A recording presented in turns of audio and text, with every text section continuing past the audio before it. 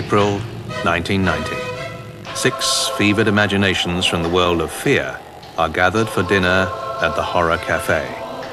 Their task, to create the ultimate horror movie for the end of the millennium, the year 2000. They take as their starting point Robert Louis Stevenson's classic 19th century horror tale, Dr. Jekyll and Mr. Hyde. Around the table are Lisa Tuttle, who with books like Familiar Spirit, A Nest of Nightmares, and Gabriel, is hailed as one of horror's most innovative and exciting writers. John Carpenter, who launched 1,000 slasher movies with the terrifying Halloween. In the chair, Clive Barker, best known for the Hellraiser series of films and the books of Blood, Weave World, and Cabal. Roger Corman, director of over 50 films, including The Fall of the House of Usher, he's just directed his first film for 20 years, Frankenstein Unbound.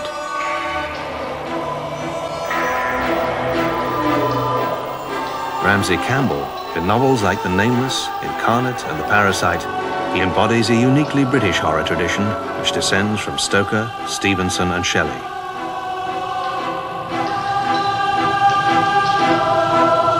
Peter Atkins, he's a short story writer, novelist, and screenwriter. A rising star, he wrote Hellraiser 2 and is currently working on another in the series, Hell on Earth.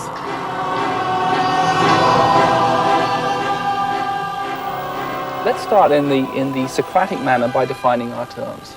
Because I have a funny feeling all of us have different attitudes to what horror is, what we do and why we do it, and probably what we will all of us bring to this process, the process of creating this movie. So Lisa, here you are, you write very intimate dramas with a lot of blood at the end of them very often. When you get letters from fans, what do they say? How do they articulate their response to what you do? I don't get as many fan letters as you do. No, it's... Stop. What do they say? I mean, if I was going to articulate it, I would say, yes, I would hope that what I write would disturb the reader, but at the same time, it wouldn't be just be a cheap thrill. It would be, not just to do it because I can do it and it's scary, you push someone out of a window and that might be pretty terrifying. But that it would tell them something about themselves, about the human condition, about life. Right. And to do that, I tend to look into what frightens me. Okay. Roger, what frightens you? What frightens me is the fear of losing control. And that's primarily a mental process, that my mind can no longer function, that it is incapable of dealing with the world or with various aspects of the world. It's very much, I think, involved with the unconscious. To a certain extent, it is the recreation of childhood fears, childhood fantasies.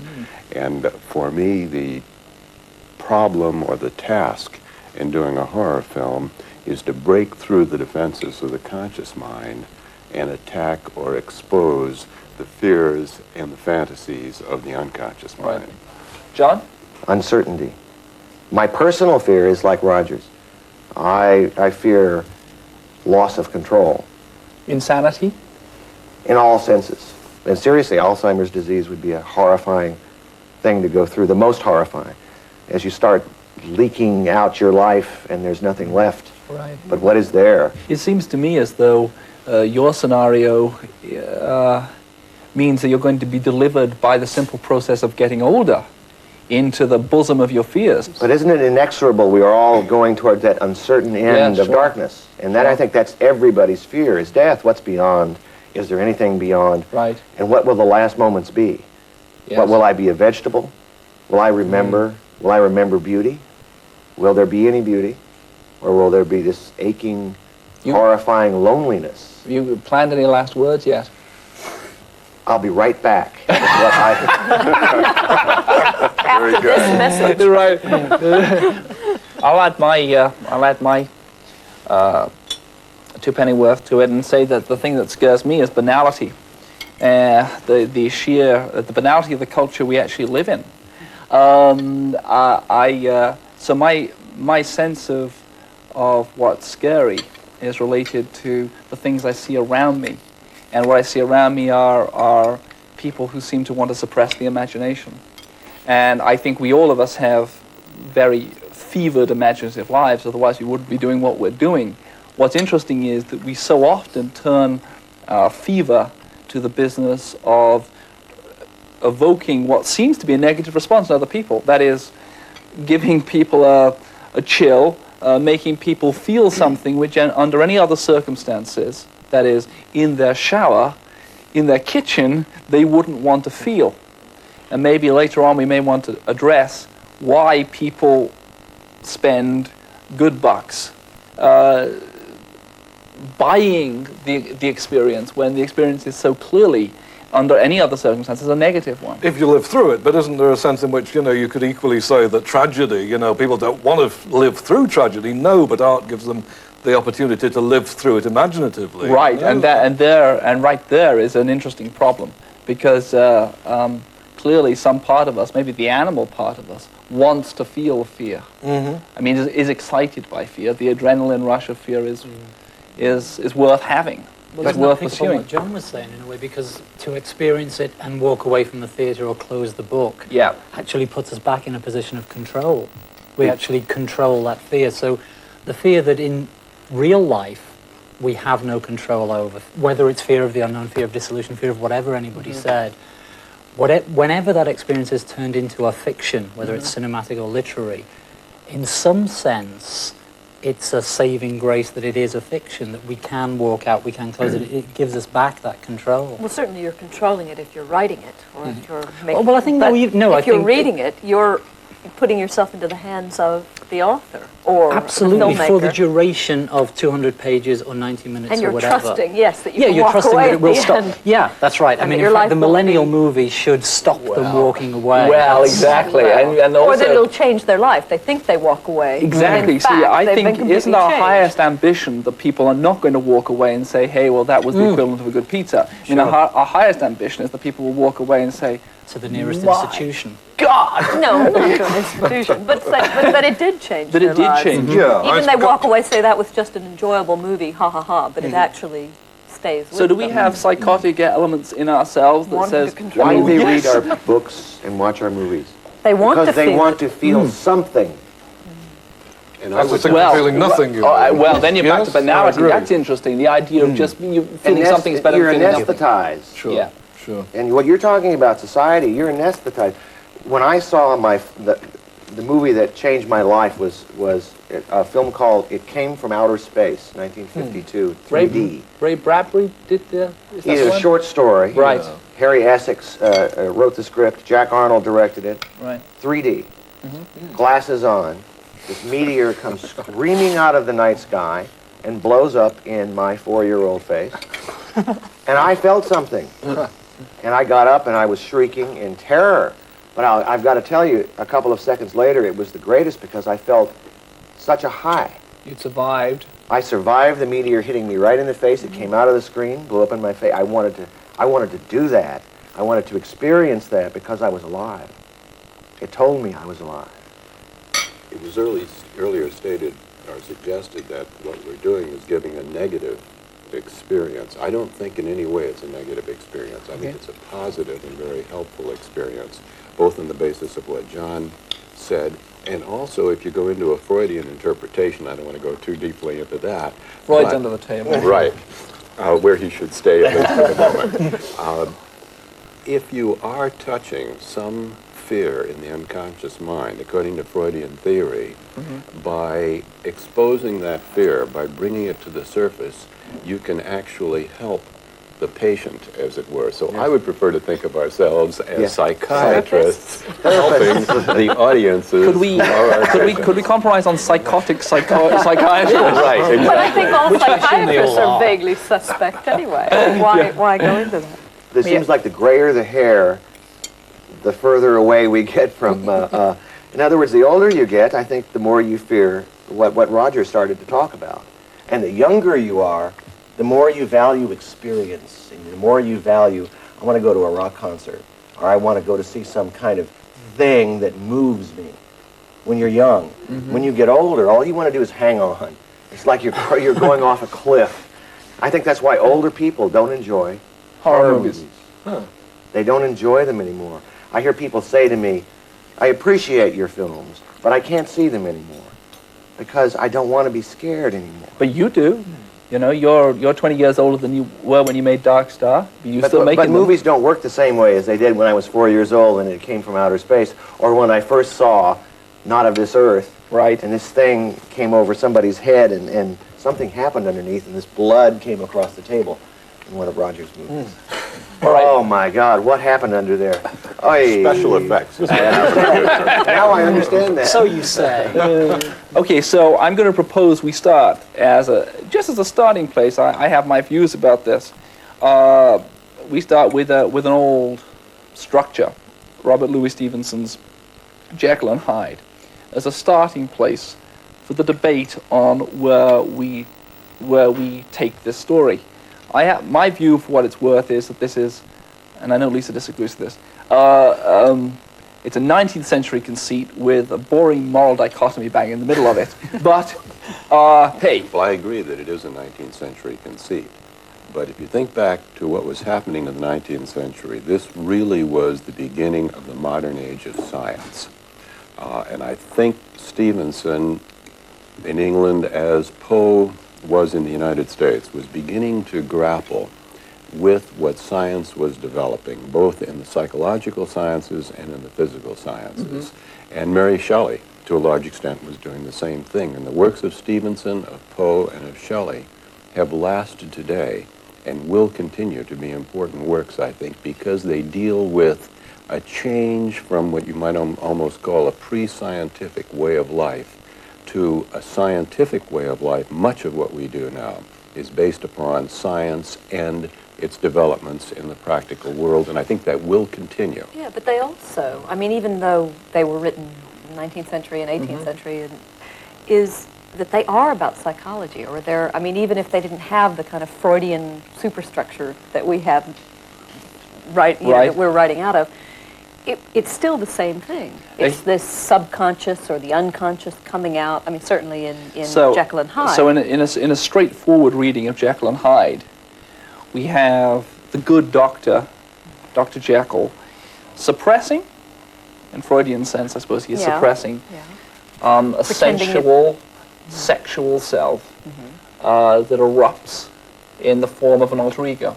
But it's personality does exactly what you're talking about. Exactly. When people split off their personality, it off. That's not me. They don't have to take responsibility for what my Ramsey part does. You see, he's another person. That's a whole nother person. I'm okay. Yeah. So maybe we should tell Dr. Carpenter and Mr. Campbell. I mean, is that a more scary idea? But I also think there's two things in the Jekyll and Hyde story that have come up just talking around the table about what's frightening. There's the losing control, which is throughout the story, because it begins by Dr. Jekyll thinking he's got complete control and gradually realizing he doesn't. That's part of the horror of it. But the other part is other people, that Hyde is another person. It's out there. It's not him, and it isn't him.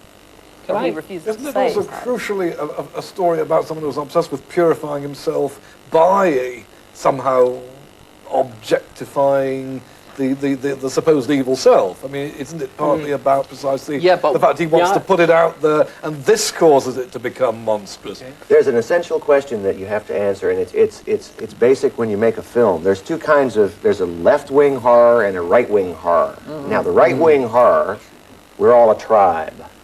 And the evil is out there. Right. It's going to come and get us. Right. It is the beast from 20,000 fathoms. It's the atomic monsters. Okay.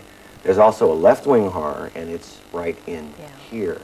The other way of looking at it is from the outside, is the way the story is told. For most of the story, it's other people are seeing Jekyll, who becomes Hyde. Now, that's horrific, and that's maybe right-wing horror. That's who knows what other people might be. What this nice young man who lives next door to you may be Jack the Ripper. Yes. And that's horrifying, and that's horrifying to us now. But it's not me. But I it's know not that, me. and I'm safe. I'm safe, because I'd never drink those horrible chemicals and turn into Jack the Ripper. Well, except that But if you want to read it the other way around, from the point of view of Dr. Jekyll, it's, I've got to find out who I really am. So I drink the chemicals, and it takes me over. It just seems to me that it's an extremely, and I mean this, I can't have more contempt in my voice than when I use the word conservative. It is the most conservative of narratives, isn't it?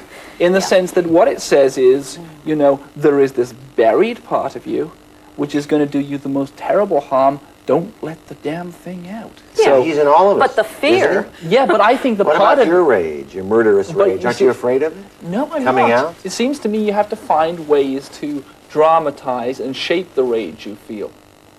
I think that's very important, and I think that the drama which sets this rage up as being something which is dangerous to you, as opposed to, for instance, potentially creative, which I think is interesting. I mean, here we are, a creative half dozen. What are we using to make our creativity? We're making we're making strange fictions of strange things inside ourselves, and I think that's a very important process.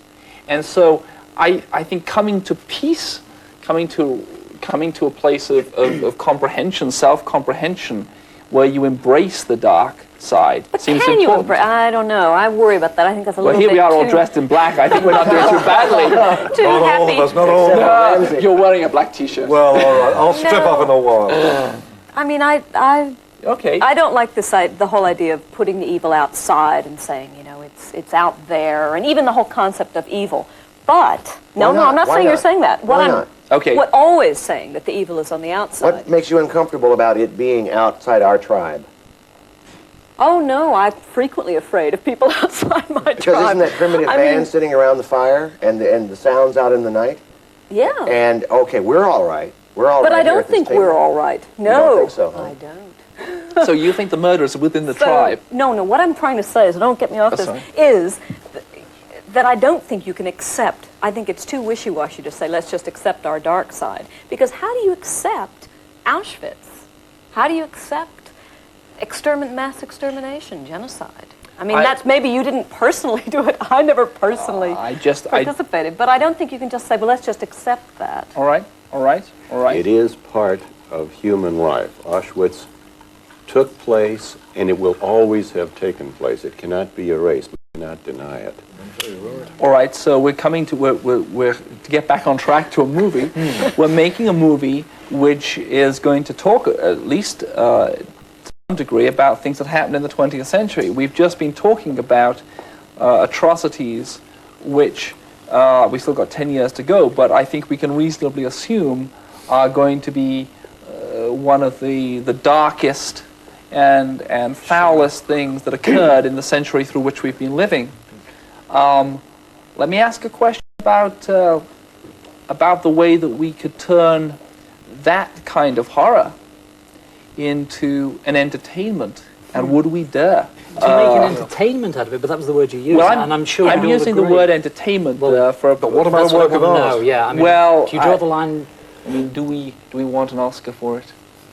I think there's first a difference between a work of art and an Oscar. Well said. The passion I have for movies is the passion of a big populist media. It has to be fun. You have to enjoy it. Right.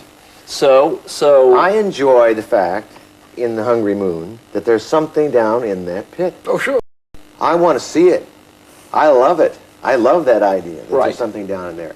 It's not something that assaults me and makes me turn away from the screen and run out and feel bad. It makes me feel good when I read it. So what? I see it in the movie. I think we ought to do his You want to do? book. We should do Hungry Moon. That's what I think We should we make Hungry Moon. I think so. Here's the starting place for a narrative, which I've never been able to get on beyond the first sentence. Okay, a guy goes into a bookstore and he sees the hit paperback. It's a real life biography. Okay, it's about a Dennis Nielsen or a Sutcliffe or whoever, and it's about a murderer who has not yet been found. It's about somebody who has committed murders across an entire city, New York or London or wherever else. And he goes and he's a nice businessman, he's a nice, ordinary middle-class guy with kids and a family and so on. And he picks up this thing and he looks at it and he flicks through the murder photographs which are inside, you know, the murder scene photographs. And he says to himself, I did this. I did this. This is me. This is my story. This is my biography. In other words, it's Jekyll discovering that he's Hyde. Yeah. So you start with the moment where the guy picks up his biography and says, my God, it's me.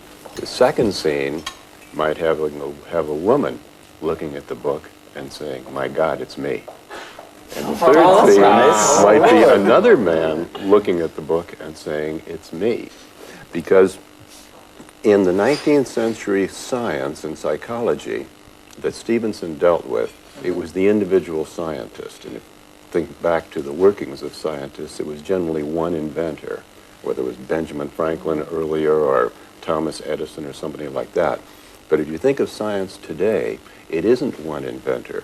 It is a group of scientists working for a university or a corporation or the government.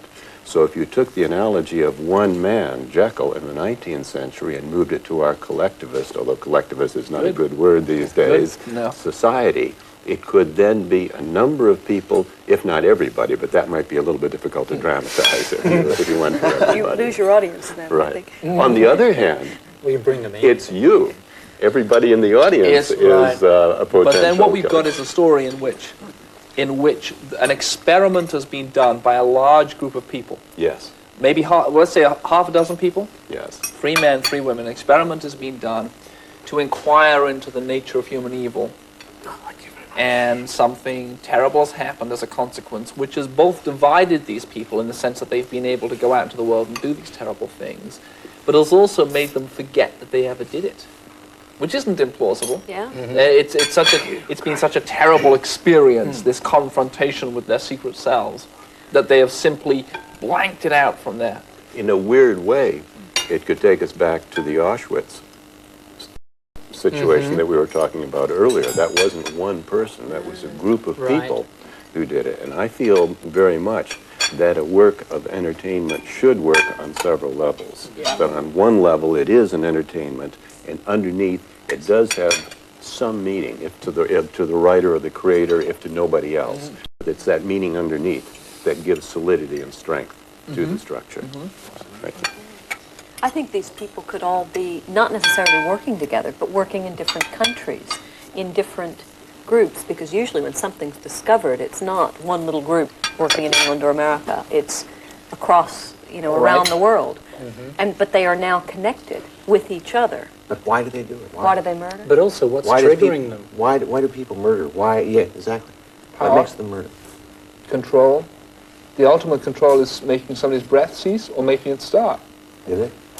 Well, except that we're already, Turns I me think, on. once you move from the individual to this group thing, that these are the metaphorical equivalents of commandants or whatever, the feeling is that you want to find something beyond that, some kind of single guiding intelligence, and it's not so much why they did it as who made them do it. I mean, maybe the 4th scene after Roger's 3rd scene is that somebody says, he thinks it's him, she thinks it's her, he thinks it's him, it was none of them, I planted something in these people which is now awakening for the millennium. All right, then I want the ritual murders of all these 6. I want there to be something Kabbalistic about this. Okay. I want these 6 murderers around the world killing particular numbers of people in particular locations to be awakening a larger, darker force.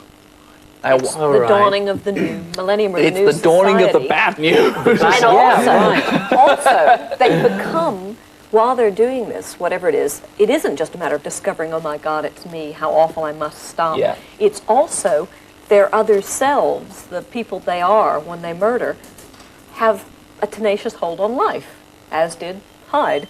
They want, and what this new world they're bringing into being is for them. It's going to be good for them. All right, but the difference is Hyde is also sexually motivated. There's also sexual satisfaction in what Hyde is pursuing, at least sensual satisfaction. Do we need? I think we need sex in this movie. You need sex in every movie. Yes, I think there's always sex. And here's a man who's made himself a very rich man by proving it. But I have a problem. Can I bring up a problem? I'm not scared yet. Good. This is all it's all right in here. Yeah. I'm not scared yet. But this is all pre-credits. I'm not John, terrified. I'm not yet. If somebody opening a book and realizing he's a murderer, I'm having trouble identifying. Well, as an audience member, I have to identify with characters on the screen, and things have to happen to them. And the person opens a book and says, "You know, I dreamt that, and I'm the murderer," and I'm nodding my head as an audience member, and I don't feel my blood pressure rising or my heart beating. Where is the sequence? Is it because he's not an innocent? I mean, because we don't know anything about it. Because as an audience member, I have to identify with something on the screen that says, "Okay, that's me. That's a quality in me." Yeah. And oh my God, something's going to happen to me. So all right. So the first thing we have to do is be scary. The worst thing you can have is a horror movie that isn't scary. Sure. No one will come. The millennium will arrive. We will end up living in poverty. We've got to get a studio to make this picture. We've got to go in and talk to the head of the studio, and we've got to say, here is why you're going to wet your pants when you see this film, because it's going to scare you. Right. And the problem with Dr. Jekyll and Mr. Hyde, and I agree with you, is that intellectually, it's one thing, but it doesn't frighten I was just saying, maybe it's just the approach. You don't begin with someone you don't know, discovering that he's a murderer. It means nothing. I mean, so that might be a structural Which problem. one of us can make that scary? I mean, we can make it work as a drama, but where does the fear come? Well, that's where where I think jump? Lisa's right. I think it's a structural thing. You don't start with that. I don't know what we do start with yet, but I think the thing that's going to scare us second scene is the sleeping dragon. Where do we go from there? It might be that one or more of these people says, "My God, it's me. I killed. I will kill again, but I don't want to kill again."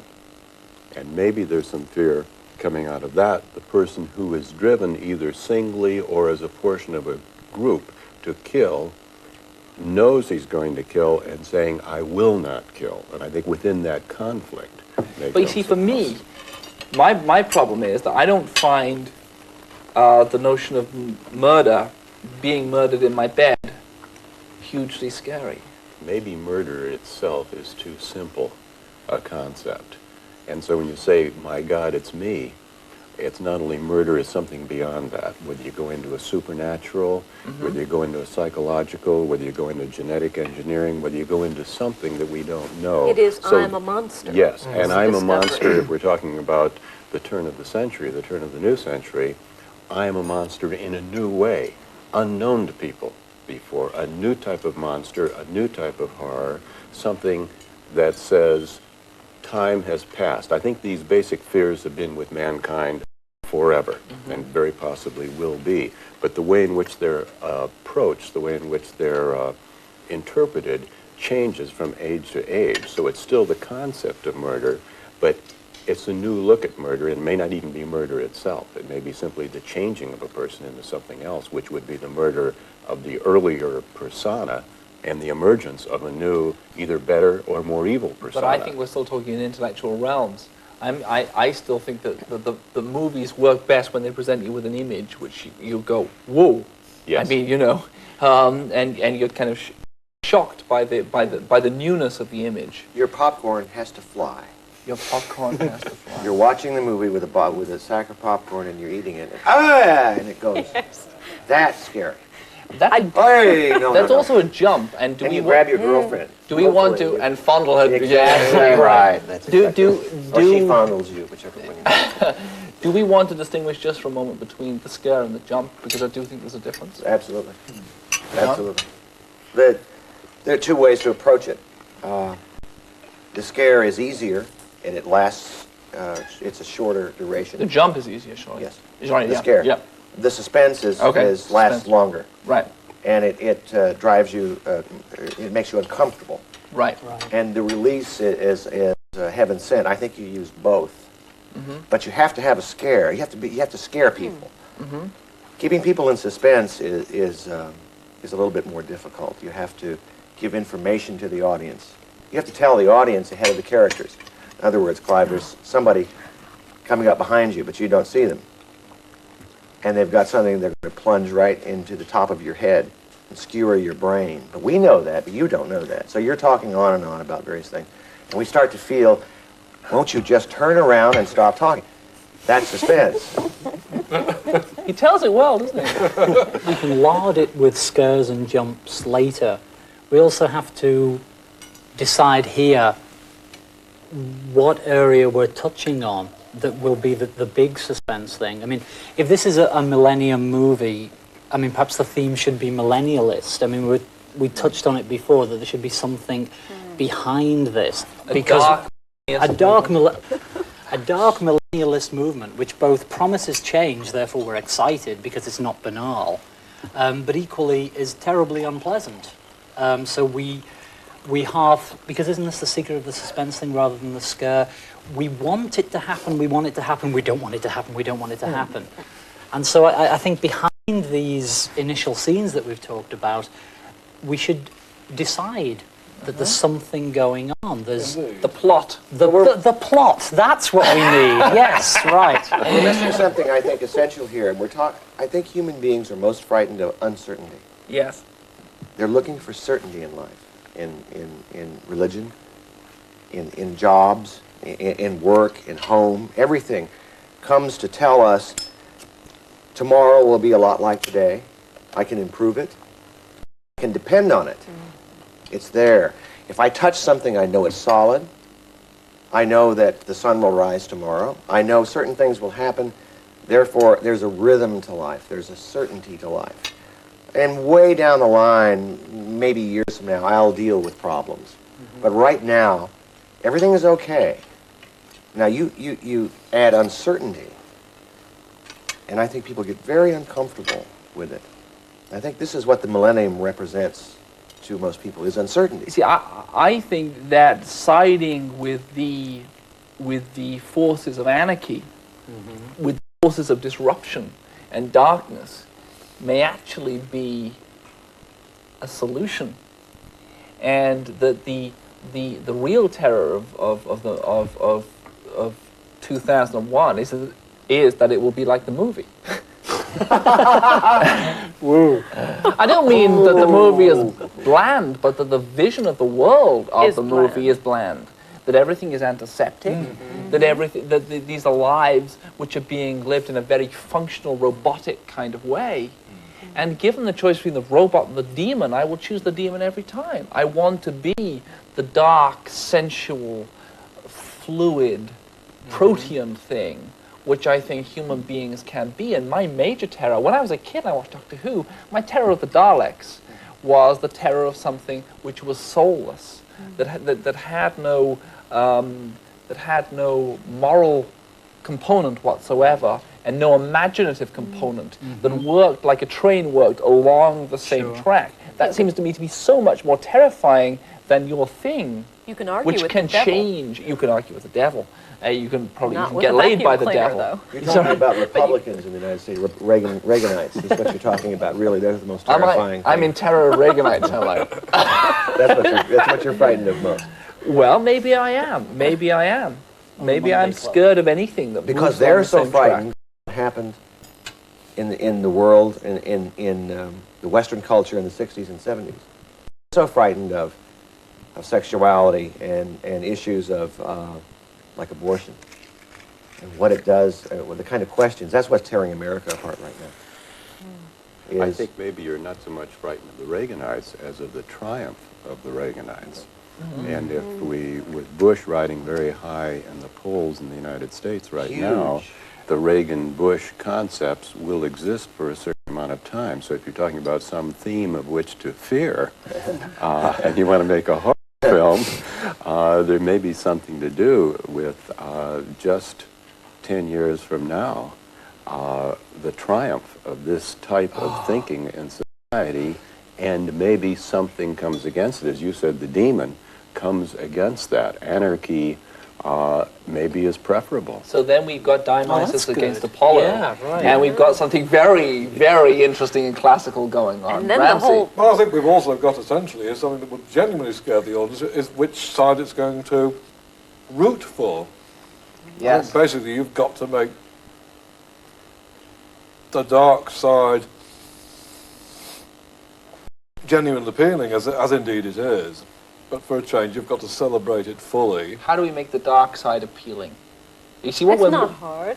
Well, it's not hard. That's Well, no, Well, no, no, because from what you're half talking an hour about, ago if you're you were talking about a whole regimented.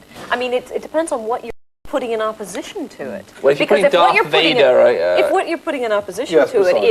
is a wonderful sunny world, and here is just this one awful thing. But if what you're putting against it is a world in which everything is under control, it's tightly controlled. People may be afraid of losing control, but you also don't live in a society in which you are in total control. I think you have We to keep avoiding appeal that, don't we? to a universal emotion in people.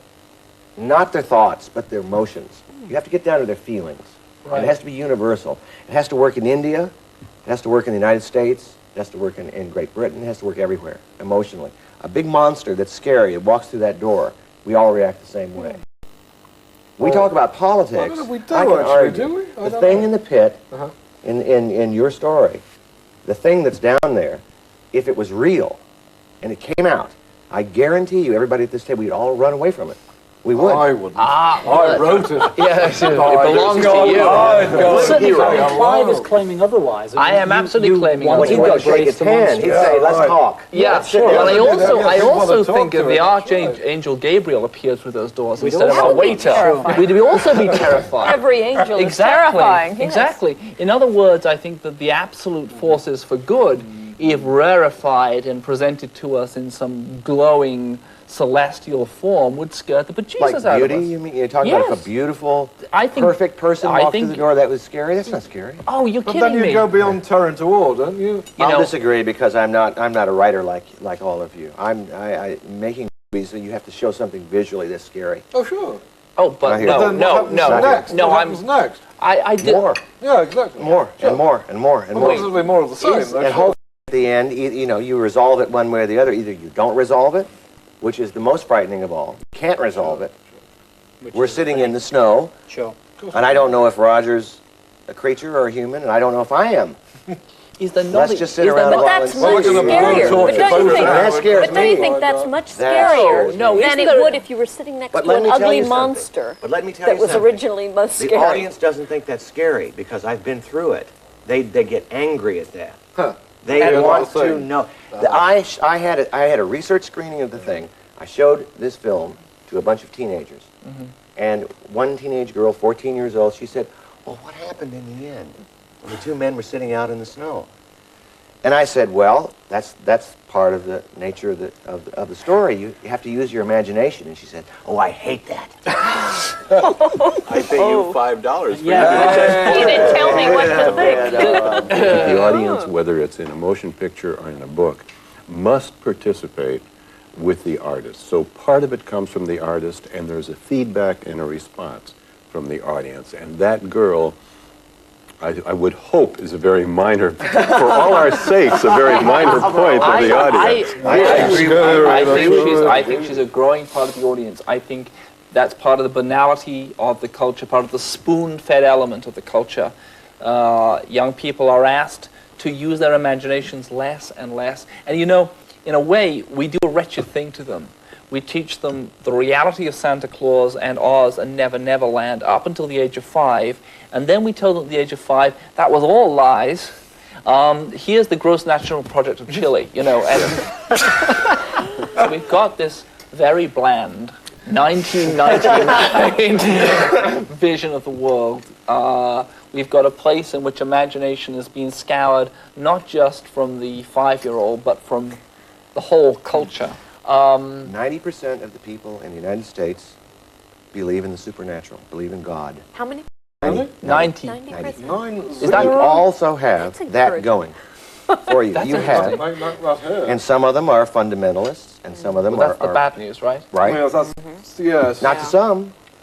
And some this fundamentalists, man. now listen, some fundamentalists believe there is an infestation of Satanism, Sure. literal Satanism in the United States. Oh, it's got here too. Believe me. And Well, it's the Satanism or the belief. Believe. Believe. a literal Believe me, devil, yeah. a literal evil. Sure. Right. And now we're back to the tribe in the fire, and he's out there. And if you're talking about 90% of the population believes that, Yes. Well, they're not listening to the fact of Robert Louis Stevenson or Freud or anybody that it comes from in here. It's out there. Well, then it's And our we can job. destroy it. Well, but the other exactly. If we all we have to do is act together. If we're Van Helsings. the movie's going to be a witch hunt movie. It's going to begin with the witch hunt, isn't it? Okay. The religious are going to hunt the evil. Our innocent man. Now there's Who then scary. discovers They're not gonna be stupidity. There is Yeah, scary. that's right. That's He Hitchcock begins by scary, thinking, isn't it? well, why is not that? The idea of the guy, you get up in the morning and you're The innocent. wrong man. Huh? And suddenly They've got you. they've got you. That Right. is a major terror. Yeah. Right. But then you Then you did discover, nothing. That inversion. That then you you're discover guilty. that you're guilty. Right. But Or that maybe, but even though you don't remember. but it. maybe, well, except that maybe you're committing crimes for the maybe- right reasons. Yeah. Because you don't know, and they're I mean, keeping you trapped. Maybe you're flying in the face of the status quo for the right reasons. Yeah. But that's the trick we want to play on the audience then, isn't it? Yeah. That we want to, in the end, make them celebrate the ambiguity that, okay, this, whatever it is preferable to the Reaganite Bush thing, but it's got a lot of funny, dark edges to it itself. It won't be a hit. It won't be a hit. No, it doesn't have to be. We don't want to make a hit. We just We want to make a great We're going to make a good movie. Oh, all right, Great. all right. So we're not going to make a hit. We're going to make a great movie. Right. What do we have? We're assuming so we have the far? best I have to ask producers. Roger, do you agree with that? Should we make a hit, Roger, or should we just make a hit? Cult classic. cult That's what we classic. want to That's do. what we're making, yeah. So what do we have? What do we have? What's on the table so far? We have two evils, one of which we're going to end up saying is an evil, which is the Reaganite thing, and one of which we're going to end up saying, well, yeah, you know, maybe it's an evil, but It's light. It's Okay, fun. so It's so light. from the very dangerous pit Right. comes this personification of blandness. Okay, what is it for you? What is the What is it for personification me? of blindness? What does it look like? What does it wear? It wears white. Certainly wears white. It probably quotes the Bible It's California a lot. then, It And looks precisely the same, and it comes to everybody's front door at once. If you're yes. talking about something that comes to everybody's door Right. at the same time, in the United States, every 10 years, which would be in the year 2000, because it's happening now, is the The census. census. And it may very well be that in a very heavily verily. controlled society, the census would be something to be very much afraid of. All right, so I don't know how you can make a no, monster out of it, but you might. You never know. opening scene of the movie, a beautiful little town, Smallville, yeah? The town of Halloween, you know? Haddonfield. Haddonfield. A town where everything is reassurance. High summer. When does the census come? Does it matter? It comes the Midsummer no, now, April. Weirdly enough, April Fool's Day, April 1st. The forms April must be returned. 1st. April 1st in this tiny little town, and these vans, these cars appear, yes? And in each of them is a similarly dressed man or woman who spreads throughout the town, and they look sweet and bland. And when they come to the doorsteps of each of the individuals who opens the door says, "You remind me vaguely of somebody." Right. And the person says, "We just want to know how many kids you've got, how many rooms there are in your house, whether you have a pet." What else do they ask in censuses? It gets deeper and deeper, and many this is something that bathrooms? that could be worked in. Every consecutive census has become more intrusive. Invasive, right? Yes, invasive is a better word, and personal liberty. So it could well be that a census 10 years from now could be the most startling and frightening of all. I have a. Oh, go on. ahead. No. You. The really frightening thing about the guy who appears on your doorstep is not only that he will be invasive, but that he will know things about you that you assumed nobody knew. They know something that you thought was your secret. And I think that's the fear of the census taker. It's not simply that he's going to ask how many But that bathrooms he already you've knows, got, that he that he already tells knows you. exactly. No, I have a. In the Yes, right. Yeah. He has no feeling. I have a master plan for these census people. You know, is it the Mormons who are gathering up the names of everybody who ever lived on the planet? Is it the Mormons or Yes, the Jehovah's they Witnesses? are. Is it the Mormons? The Mormons have constructed a giant record, so if you want to trace out your ancestors, you can go to Salt Lake. Really? Take Salt Lake. The census gatherers are finding all the names of all these people and all the details because they want a complete and final record before, on January the 1st, the year 2000. In other words, the morning after our movie premieres, Right. they destroy the world. They incinerate the world. In other words, they have the ultimate anal retentive's desire. That is to have... Make it safe. know Make what it they've neat. to have exactly. They have records. a complete record, and having got a complete record, to then incinerate the whole thing. Because you don't need the thing once you've got it written down. Okay. Exactly. Once you've got it, that's... Once you've made a hologram of it, or whatever. The ultimate is a It's computer. better for the insurance to get rid of the original. And that gives us our hero's motivation. Well, that's right. Our hero is the man who won't reveal everything. Exactly. Well, but that's interesting because But he that's a doesn't twist know on... this is what's going to happen. Because Well, you have to find out. Wouldn't we normally assume? Yeah, right. Wouldn't we normally assume that the bad guy is the man who would not reveal everything? No, we don't. No, we assume somebody who turns up on your doorstep and asks you questions is the bad guy. I really do think so. Even the people who are on the side of the that is a bad guy. census takers. That It is a doesn't bad have guy. to be a guy. Thank you very much. I think what you've got to have is a body in the bathroom, someone he's just killed, and that's the problem. That he is actually Okay. hiding a guilty secret. Okay. Because if All he's right. just not Very doesn't want to good. tell them All about right, himself, good. but if it's a Very real, good. Right. genuinely Well, that guilty gets back secret, to the two evils. Well, that's wonderful then then. But where's the horrible monster? Behind the behind the census census takers. Does The he- census does he takers rip off a man? Is he under there? Is he At something some- hideous? Well, I think- is he from hell? That's they live. He's done But I mean, everything. is this look have at to be the Repulsion. monster? Did you remember Yes, Repulsion? Repulsion, Do scariest you movie I recall ever when saw. she goes to the mirror and she moves it, and there's somebody in the background, but it's in her mind? That movie again That's the is a scariest. popcorn jumper. It doesn't have anything to do with it's in her mind. But I mean, I think it's something quite different. It's this film. The Tenant it's the most frightening film It's a I've terrifying ever seen. movie to me. He jumps out of the window twice. Sure. He looks across and there's somebody over there, and he goes over and there's hieroglyphics in the bathroom. It's like, oh no. Yeah. Well, that's what I mean. I He's think brilliant. things like that are scarier. Yes. Where just you see the trace of the But they didn't monster. make money. You We've got to don't make see money. the monster. We've got to make some bucks here. So guys. monsters, Roger. I don't think it's absolutely necessary to have a physical monster. Okay. I think the concept of evil or the concept of a monster can work just as well, though it's more difficult to do. But I think if it's done correctly, it becomes a finer work than simply showing a monster. I think you did that in the House of Usher. I think that movie kind of exemplifies what we're talking about. The entire house was Is the monster. was the disintegration of Yeah. this. That's how the film got made. I was trying to convince AIP to make The Fall of the House of Usher, and I had him about 3/4 convinced. And one of the executives there said, Roger, we're prepared to go forward, but there's no monster here. And I said, the house is the monster. They financed the film, and I wrote the line, the house is a monster, into the script, and Vincent Price was the leading man. And Vincent came to me on the day we were shooting, and he said, Roger, what does this line mean? I said, and I said, Vincent, that's the line that enabled us to make this film. He said, fine. Well, listen, wait a moment, because surely isn't Intruder a good horror movie? It's a fine horror movie. It could be considered to be, again, and so I think... Where's the monster in that? Where we don't locate it, it'd be very difficult, wouldn't it? So just as John said, there are two types of horror movies, a left horror movie and a right horror movie. You could break it down into another classification, a horror movie in which you have a physical monster that you can see, and another type in which you have the essence of the monster, but you don't see the special effects. And I think that's Yes. scarier. I think the one where you don't see the monster, because when you see the monster, it's something that can be destroyed. It's something that can be attacked. It may be killed. You may pour a bucket of water on it and it melts down, shrieking. But if you never actually see it, it's harder to come to grips with it. Well, it And- depends and, if I mean, the maybe monster's- that's too intellectual. Depends on how big the monster is. But- If you can do a monster, how big. It depends you how can do a small the monster that you have is. never seen before, that when the audience looks at it, the visual image is so terrifying, then you've hit a home run.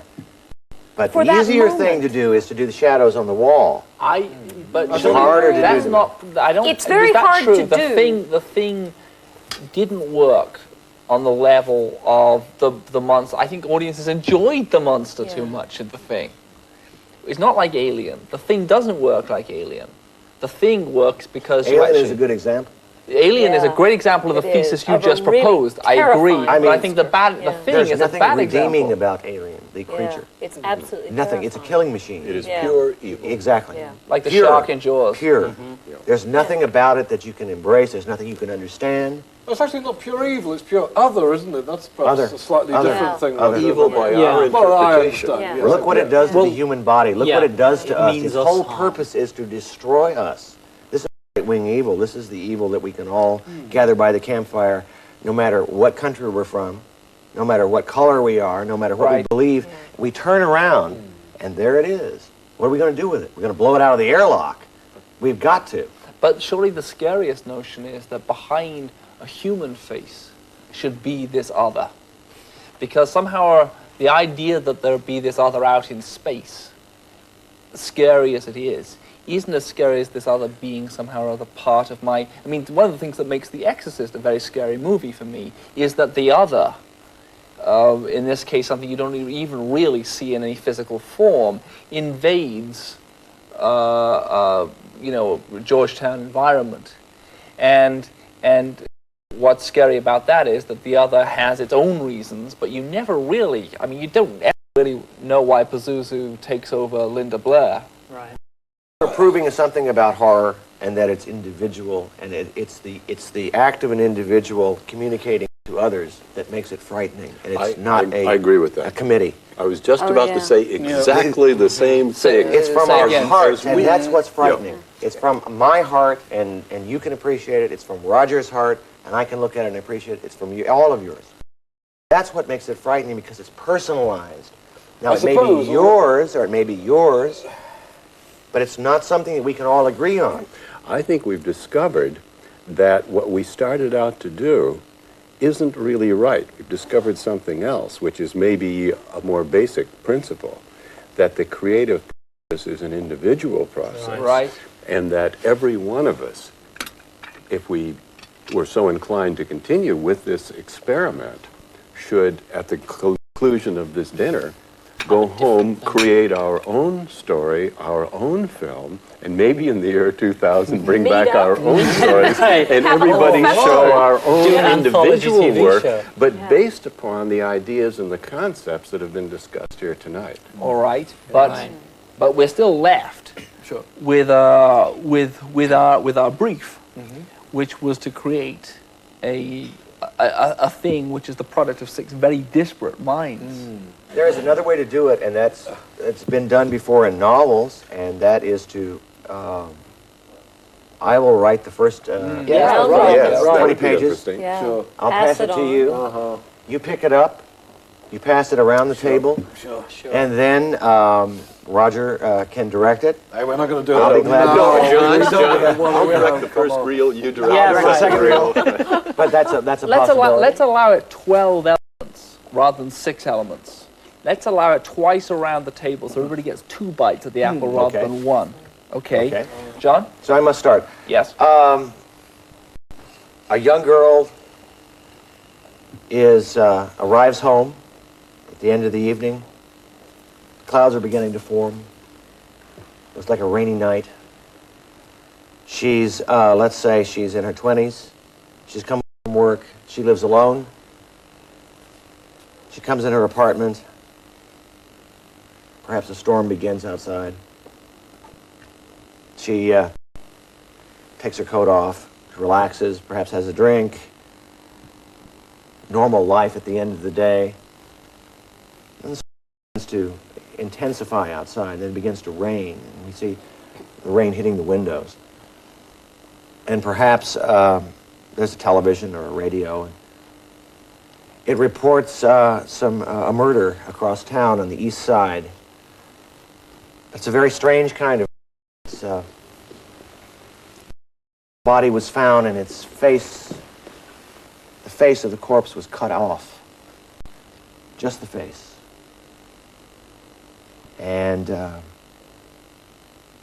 this girl has the sense, as she walks down the hallway to her bedroom,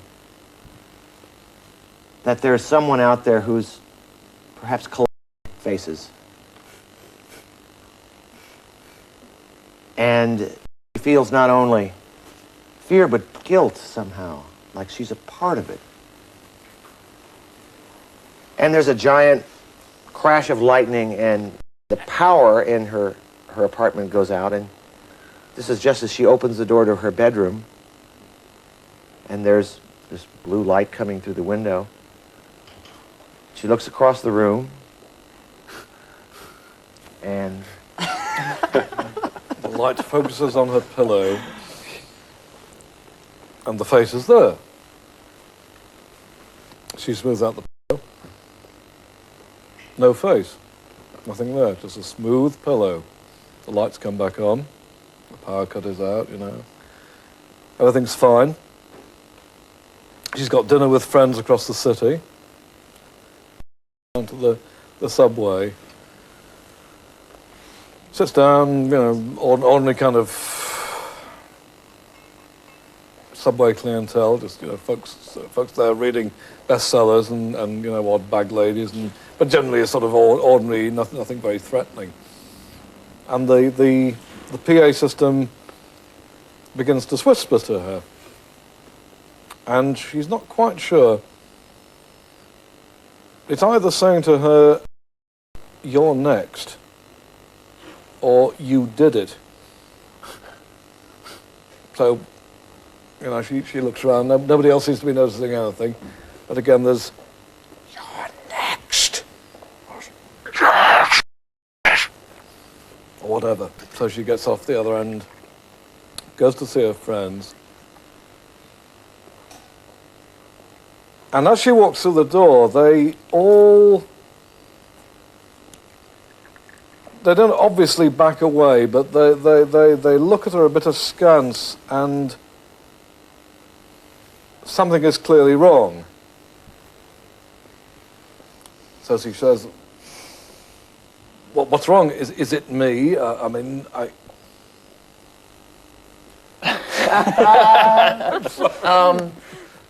Is it me, she says. And the host of the table says, "Yes, but only a little part of it is you. See, we've known each other now," the girl's name is Janet. "We've known each other now, Janet, how long?" She says, "Ooh, since I was very small, since I was 3.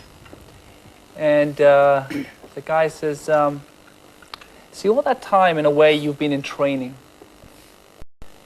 And everybody at this table has been in training. See, there's a problem with our faces, Janet. Our faces are fake things. Our faces have always been fake things. They're things we put on over our truest feelings. And it is the belief of this community gathered around this table that it's best for the world if we remove the fakery from life with scalpels, that we go about this city nightly and we remove the faces of the liars and the cheats and the hypocrites who occupy the planet with us. But after tonight, our great plan is..." She just slams her hand down the table and says, "You're crazy." And she leaps up, gets the hell out of the house. It's now storming down, so she's sort of rushing off through the storm and the rain and battling, but just wants to get away. She's maybe heading towards the police station, but no way, no. She's not actually going to report these old friends of hers to the police. But she's got to go somewhere. She's got to talk to somebody. Who can she trust? These people. She's known for ages. But, well, if it's not the police, well, there's the press. And there's this guy she used to go out with. Maybe he writes for The Voice, or maybe he writes for The Times. I don't know. But she goes, say The Times. She goes there because late at night there may still be somebody there. Goes in. Luckily, he's there. Hasn't seen her for ages. Happy to see her. It's normality. It's a newsroom. It's kind of messy, and there's people sitting around. Phone's ringing. Noise. Wet. He buys her some coffee, kind of gets her a towel for her hair, and he's normal. He's like the guy she's known, and they start talking, and she can't quite tell him what's happened. It just seems too weird. she just says, these people at dinner, they really freak me out. I don't know what it was. But they start talking. She's starting to trust him. Something's going on between them. So he says, let's go out, let's get you didn't get your dinner, let's go out, we'll go get something to eat. So they go out, they have a nice meal, it's relaxed, it's kind of, things are getting back to normality. They go to his place, just for a coffee, he'll take her home later. They go in, she goes back to the bathroom, opens the door, and there's a faceless body in the bathtub. The faceless body hands her a scalpel and says, cut me. She turns, starts to move out, and there's another faceless body behind her at the door, holding another scalpel. She has no way to go. These are the only two areas in the room in which she can move. Almost paralyzed with fear, she takes the scalpel and starts to cut. She cuts off what is left of the face, cuts in, no blood comes out. She cuts deeper and deeper and deeper and cuts away level after level after level. No blood ever flows, no voice ever sounds until she is cut all the way through and there is nothing. She turns to the other person, now with glee. She takes the scalpel to cut the other faceless person. She repeats the same process, stroke after stroke after stroke, and again, there is nothing there. She now begins to understand something. It's not a voice. It's almost a feeling of understanding. And the understanding comes to her. Somebody or something says, this is the millennium. 2,000 years ago, we sent a man to this earth. That man was crucified and his mission failed. We came back 1,000 years later to find out if there had been progress, if we could find another on this earth. We failed in our search and we withdrew. Nobody knew we were here in the year 1000. We have come back again in the year 2000. We have found that person. That person is you. And your job is to reveal the wisdom that failed to be revealed 2,000 years ago. Janet rejects this because, again, she thinks this is crazy. She goes to sleep. She's not having any of this. She's rejecting it all. She knows she's the chosen one. Knows she's the chosen one. She begins the second day in an act of rejection. As she goes through an attempt all day, what begins to happen is that it moves beyond the body. She looks at photographs of the old friend she had the dinner party with. She looks at a newspaper article written by the journalist friend of hers with a headshot of him. And the photographs begin to move, as does her reflection in the mirror. And what all these images are saying to her is, there are surfaces. It's not only the bodies that don't have surfaces, there are no surfaces. Every surface you think is in this world is an illusion. Your job, your role, the role you were born for, is to reveal to the world the absence of surface. It's not enough to take the skin off. It's not enough to be a serial killer. You must go beyond that act to reveal the secret reflection, to reveal the life beyond the mirror, the life behind the photographs, the life behind the face. These are a series of shock moments that work through the day. That summation of that mission is revealed towards the end of the second day. When she calls back the friends, she says, I'm receiving other messages. You know, perhaps I shouldn't have left the dinner party. She calls the guy from the newspaper who now speaks to her in a different way, more reminiscent of the people she'd met before. All these people know something, but now they speak not in that revelatory way, but in a respectful way. And they suggest that perhaps what they need is another meeting which will be bigger than the previous meeting, a meeting that will involve more people. And that meeting will be held in Central Park. It's evening. She's led to Central Park. Thousands of people converging around the edges. Some faceless, a mass of pulp, some with their faces, but all seem to be driven by some inner voice, a confluence, a moment that they're all driven. She begins to be caught up in this drive. And suddenly out of the crowd there's this man who turns and sees her, and their eyes meet for a moment. And there's something between them that's human, that's not savage or ripping faces or crazy unreality, but there's something in their gazes that tells each one, this is somebody I can trust. But they're very quiet because there's a giant crowd. And the people around Central Park whose faces remain, each pull out of their pockets knives, scalpels, garden implements, pieces of glass, and they all begin to tear their faces off. And as they tear their faces off, they begin to chant. These strange sounds come out. They're like words, but they're not words. And this man gets closer to our heroine, Janet, and she grabs him and says, please, let's go.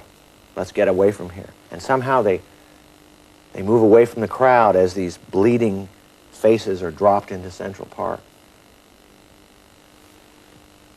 So they race back away from this area, down the streets. And as they do, they notice that the power system of the city is beginning to flicker, and the buildings are beginning to go dark. It's not resembling a city anymore, it's resembling kind of flat mosaic, almost like Stonehenge, with giant slabs of buildings around. And anymore, the landscape is not civilization as we know it. It's not modern life. But this is some kind of moment in hell. And they race down the street. This man is a theoretical physicist. He studied quantum mechanics. He studied relativity. And he tries to make some sense of all this, and he says to her,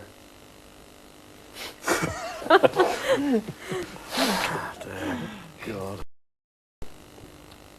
Meanwhile.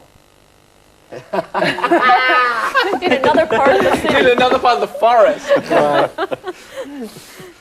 Meanwhile, the police, all of whose faces are covered with visors, and psychiatric nurses, all of whose faces are covered with masks in case they catch some bug from the masses in Central Park, have arrived, and they are carting off by whatever means necessary the crew that has arrived in Central Park. And pretty soon,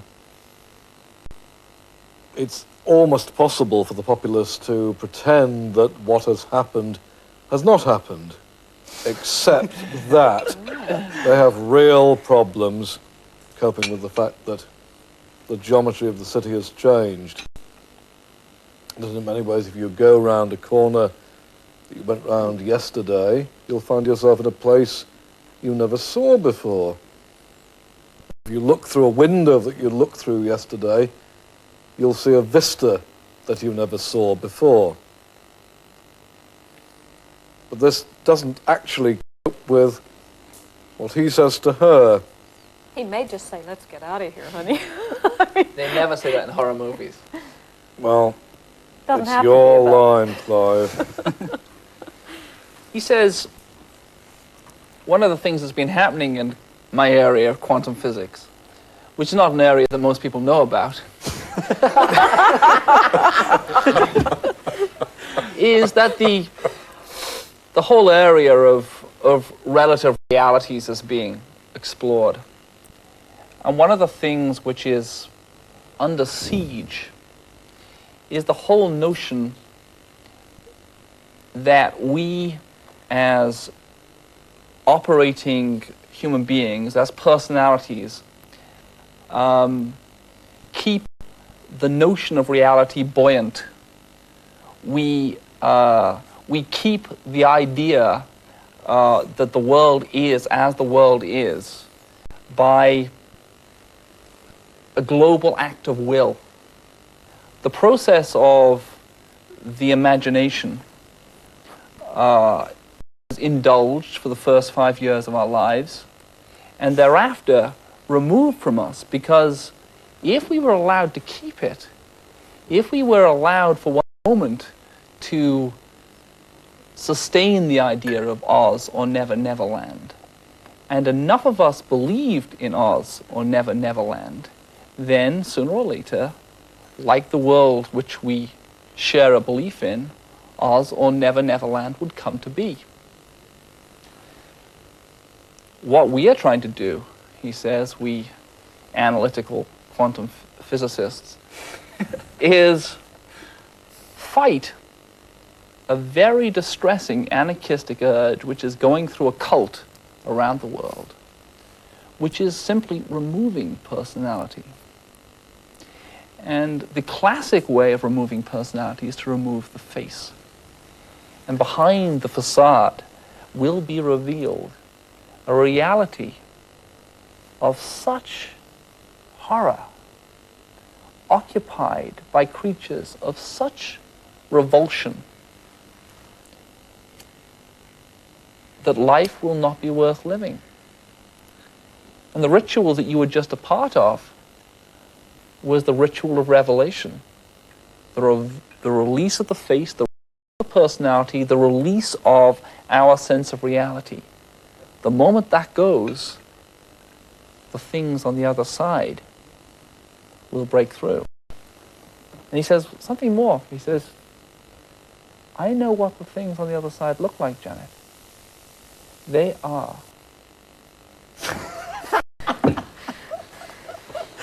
She says, wait a minute. She keeps saying that!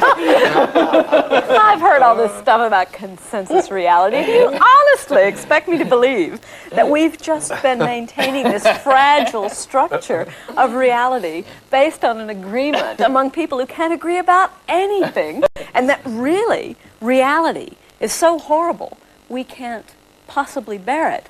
Well, I think that that's the story. I think that reality, if it's reality, why should I go on living in a fantasy world? And she pulls out her razor, reaches up to her face, and is just about to cut her face off when the professor of quantum mechanics says, stop.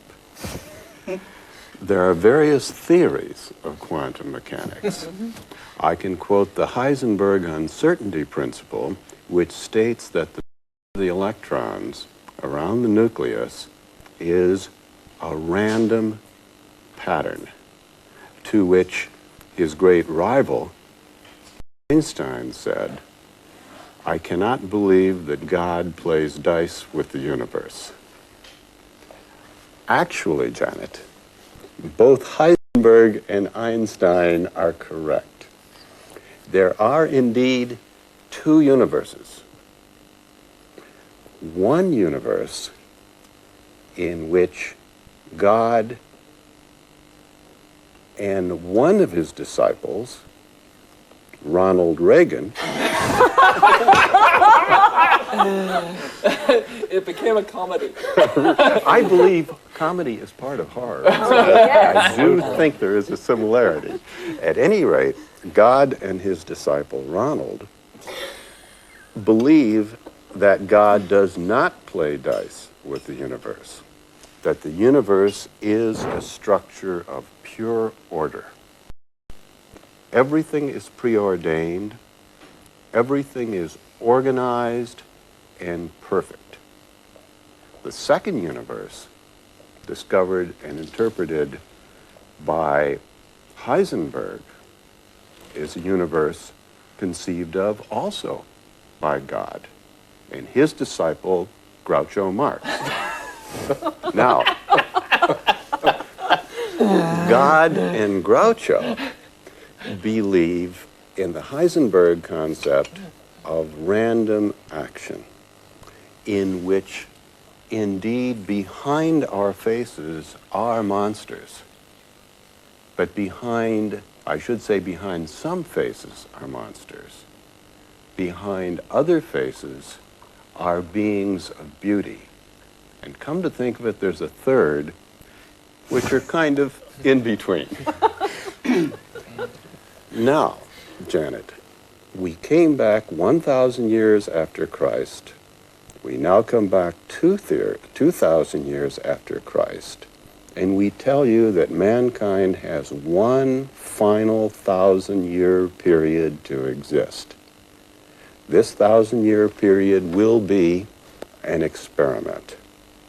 You will determine, and your disciples will determine, in this coming 1,000 years, whether you are going to define for yourself the universe of Ronald or of Groucho.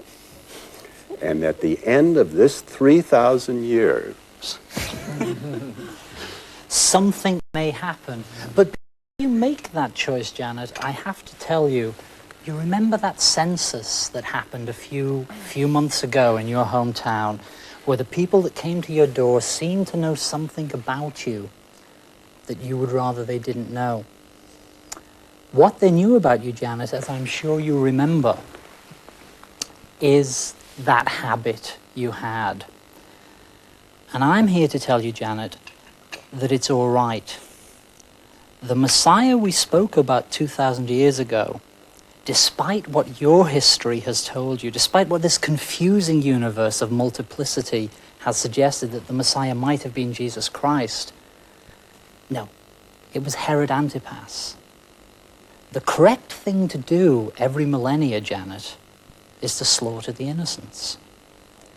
We're very proud of what you did before this story started.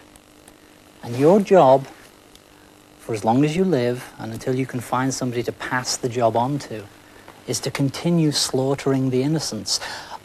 However, we are obliged at every 1,000 years, at every millennia, at this juncture, that's a very Bush phrase, isn't it? At this juncture, to give you the choice. You are by nature Herod. You have a history of child slaughter. Do you choose to do this? Or do you choose to take us beyond that? I refuse to end this movie. We've been round twice. That's her choice. What would we all do? Slaughter the innocents. Slaughter the innocents? if we were a true committee of a major studio, we would do some audience research. Yeah. How many of you want the innocent slaughtered? How many of you hate your children? I don't know any innocents. But I'd like to point out something, that each aspect of the tale as we went around the table had a power and a uniqueness and a point of view that we couldn't get together. Yes. But we could get individually. Yes. And isn't that the premise of the story? Mm. It comes down to one individual It making comes a down choice. to the human being. Isn't To that we're whoever all has the interested last in that reel. going into the movie? We're all interested in what that means to us individually. What does it mean to be a person on this planet, in this culture? Sure. And you can distance us by making us into Bela Lugosi or Boris Karloff or makeup or Vampira or whatever. But really we're talking about what everybody thinks about, what everybody has on their mind. Because horror is a part of all of us, our fears. And I think, if anything, we try to express it in words or images. But we try to express what really is in everybody out there in TV land.